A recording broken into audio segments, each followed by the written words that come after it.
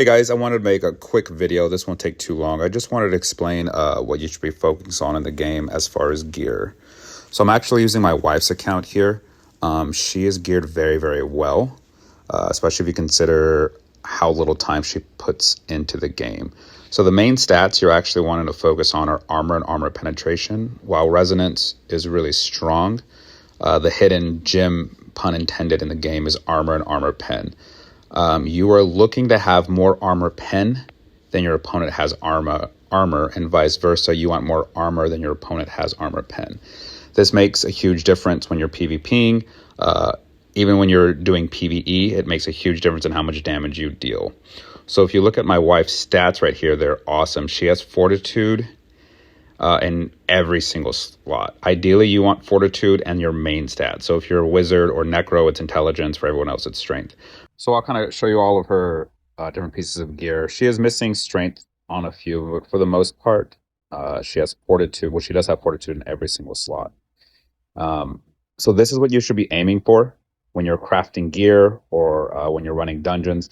A lot of times players will get all the sets they need and they're like, sweet, I'm done. But they're leaving a lot of damage on the table by not getting the set pieces they need that have fortitude and their main stat, which would either be intelligence or strength.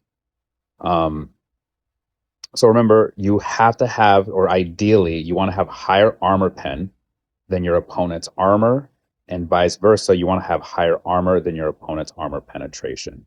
This is why stacking fortitude in every one of your legendary slots and on both sides, left and right, is really, really important. Potency and resistance are good stats.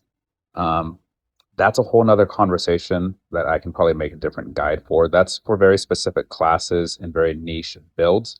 But for the most part, sticking to armor and armor pen is really all you need to worry about.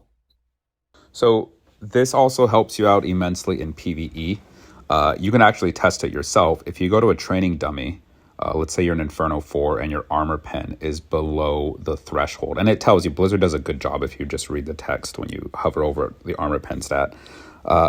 If you go deal damage to the dummy, I'm just gonna make up some numbers here, but let's say you're doing 1.5 million. You're holding it after like 30 seconds. If you switch that difficulty to like Inferno 1 or even Hell 3, you'll see if you click your armor pen, it'll show that you're way above the threshold and you'll deal considerably more damage. You can easily hold probably like 4 or 5 million or even more.